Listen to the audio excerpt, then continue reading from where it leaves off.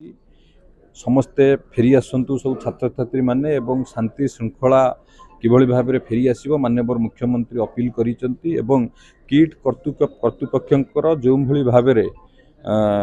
छात्र छात्री मान को व्यवहार ये एक निंदनीय घटना। कारण छात्र छात्री माने हेले आम देशर भविष्य एभली असंवेदनशीलता तांको प्रति शोभनीय नुह। तांको संवेदनशील देखा कथा सबू समस्यार समाधान थाए किंतु किट कर्तृपक्षर ये जो मनमानी ये आदौ ग्रहणीय नुह। से उच्चस्तरीय कमिटी गठन कर एसीएस होम काली किट कैंपस को जाइए से पुंखानुपुंख भाव तदंत करुचंती एवं तदंत पुंखानुपुंख कलापर निश्चित भाव में दृढ़ कार्यानुष्ठान ग्रहण करा जिवो एवं गत काली नेपाल टीम आसी आमर हायर एजुकेशन मिनिस्टर एवं